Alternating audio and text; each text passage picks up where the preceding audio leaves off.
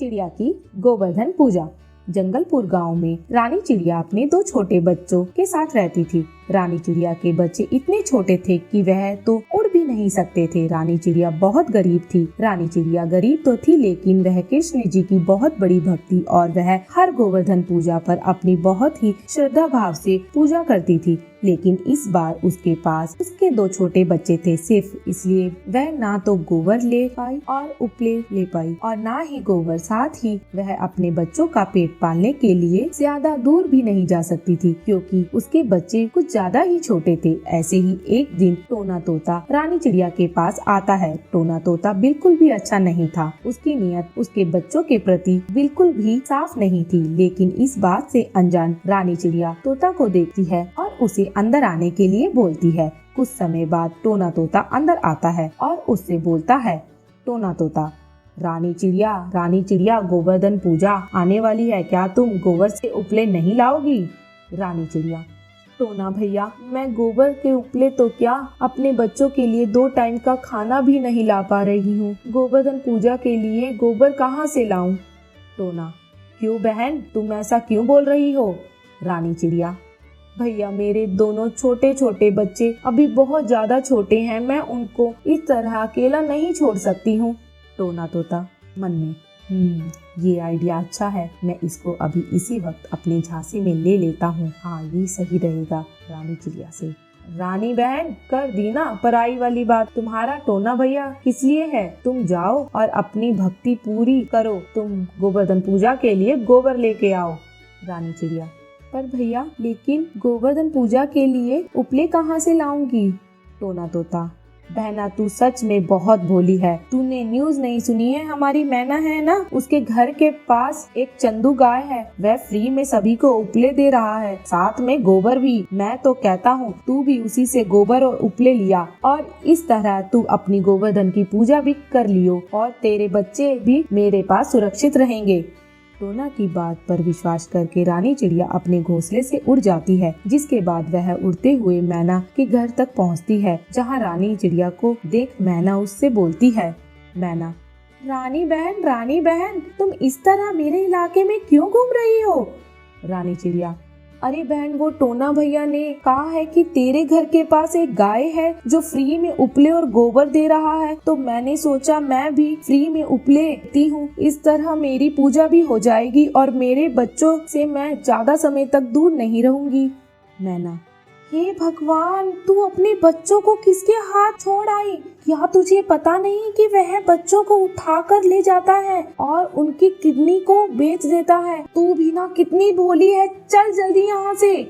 मैना की बात सुनकर रानी को बहुत घबराहट हो जाती है और वह जो देखती है न ताऊ सीधा उड़ते हुए अपने घोंसले में जा पहुँचती है, जहाँ वहाँ देखती है कि टोना तोता उसके बच्चों को ले जा रहा है। यह देखकर रानी चिड़िया गुस्से में टोना तोता से बोलती है। रानी चिड़िया, टोना भैया, मैंने तो तुम्हें भैया समझा था, मुझे नहीं पता था तुम भैया के भेष में धोखेबाज हो। आखिर क्यों तुमने मेरे साथ विश्वासघात किया? टोना, मैं किसी का भैया नहीं हूँ, समझी? मुझे तो बच्चे चाहिए थे जो कि मुझे मिल गए। अब मुझे तुझसे या इस जंगल से कोई मतलब नहीं है, क्योंकि मुझे 2 चिड़िया के बच्चे चाहिए थे और वह 2 मेरे हाथ लग गई। इतना कहकर टोना तोता चिड़िया के दोनों बच्चों को अपने दोनों पंजों में दबोचकर उड़ने लगता है। बेचारी चिड़िया रानी को कोई होश हवास ही नहीं रहता और वह यह देखकर बेहोश हो जाती है। कुछ समय बाद जब उसको होश आता है, तब वहाँ ना तो टोना को देखती है और ना ही अपने बच्चों को। यह देखकर रानी चिड़िया फूट फूट कर रोते हुए कृष्ण भगवान से कहती है। रानी चिड़िया, हे भगवान, मैंने तो इतनी श्रद्धा से आपकी पूजा करती थी, हर बार गोवर्धन की पूजा करती थी, लेकिन इस बार मेरी मजबूरी थी जो मैं आपकी पूजा ना कर सकी। इसका मतलब ये तो नहीं कि आप मुझे इतनी बड़ी सजा दे, मेरे बच्चों को मुझसे दूर कर देंगे। वो खुद से बात कर रही थी, तभी वहाँ एक मोरनी आती है और उसके बच्चों को थमाते हुए उससे कहती है। मोरनी, मैंने तुम्हारे बच्चों को बचा लिया, तुम अपने बच्चों का विशेष ध्यान दिया करो और हाँ, हर बार पर भगवान को मत कोसा करो, क्योंकि भगवान जो भी करता है वह तुम्हारे लिए और इस सृष्टि के लिए अच्छा ही होता है।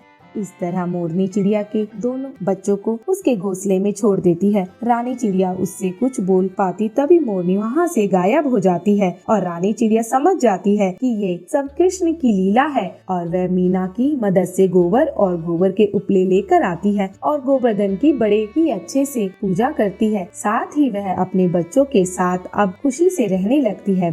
चिड़िया की गोवर्धन पूजा। तारा चिड़िया अपने पति मुन्नू कौवे के साथ घूमकर आ रही थी कि रास्ते में कुछ चीलों ने उन पर हमला कर दिया। बचते बचते दोनों उनके चंगुल से बच तो गए, लेकिन मुन्नू कौवा बेचारा घायल हो गया। तभी तारा यह हालत देखकर रोते हुए कहती है, तारा, मुन्नू तुम्हें क्या हुआ? तुम ठीक तो हो ना? देखो मुन्नू, आंखें खोलो, मुझे तो ऐसे मत सताओ। तुम्हारी तारा तुमसे कुछ बोल रही है, सुन रहे हो ना? मुझे जल्दी से डॉक्टर के पास ले जाना होगा।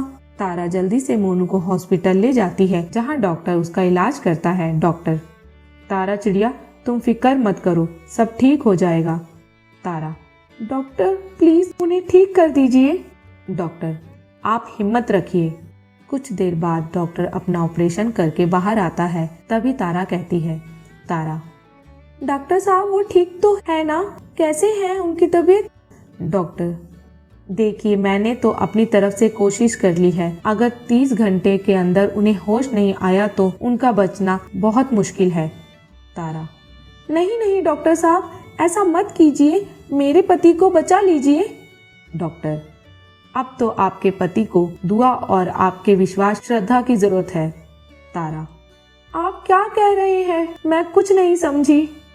डॉक्टर, यही कि कल गोवर्धन पूजा है। अगर आप अपने पति को बचाना चाहती हैं तो गोवर्धन बाबा की परिक्रमा कीजिए, सच्चे मन से उन्हें पूजिए, तब शायद गोवर्धन बाबा की कृपा से आपके पति होश में आ जाएं और वो बिल्कुल ठीक हो जाएं। तारा, सच में डॉक्टर साहब, मेरे पति बिल्कुल ठीक हो जाएंगे ना? मैं आज ही गोवर्धन बाबा की परिक्रमा लगाऊंगी। ये कहते ही चिड़िया दुखी होकर एक डाल पर बैठ जाती है। तभी उसकी कबूतर सहेली चिंकी आती है और कहती है, चिंकी, अरे बहन तू क्यों रो रही है?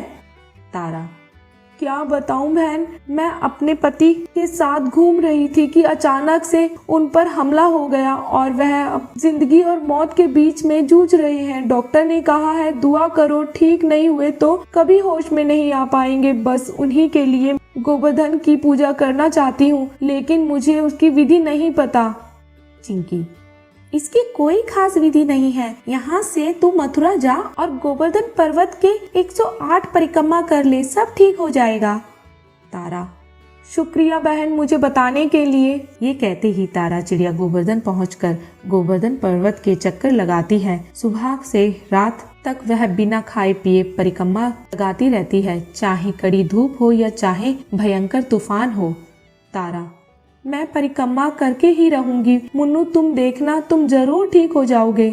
तारा के परिक्रमा के 108 चक्कर वहां पूरा कर लेती है और जल का अर्घ देकर हाथ जोड़ते हुए कहती है, तारा, हे गोवर्धन बाबा, मैंने आपकी बहुत श्रद्धा भाव से अपने पति को ठीक करने के लिए प्रार्थना की है। मैंने आपके बारे में बहुत सुना है, जल्दी से आप मेरे पति को ठीक कर दीजिए। ये कहकर वो जब अपने पति के पास जाती है तो डॉक्टर कहता है, डॉक्टर, लगता है आपकी दुआ काम कर गई, आपके पति होश में आ गए। तारा, सच्ची डॉक्टर साहब, आपका बहुत बहुत शुक्रिया। अगर आप मुझे गोवर्धन बाबा के बारे में नहीं बताते तो मेरे पति का ठीक होना मुश्किल था। डॉक्टर, अरे ये सब तो गोवर्धन बाबा का चमत्कार है, अब जाइए अपने पति से मिल लीजिए। तभी तारा अपने पति मुन्नू से मिलकर कहती है, तारा, मुन्नू अब ठीक तो हो ना आप? मुन्नू, तुम्हें देख लिया तो अब मैं ठीक ही हूँ। तारा, मुन्नू मेरी दिली इच्छा है कि तुम मेरे साथ गोवर्धन की परिक्रमा करो। मुन्नू, तुम फिक्र मत करो, कल ही चलेंगे हम। इस तरह दोनों पति पत्नी एक साथ गोवर्धन पर्वत की जोड़े से परिक्रमा लगाते हैं और खुशी खुशी रहते हैं। तारा, बोलो गोवर्धन बाबा की जय।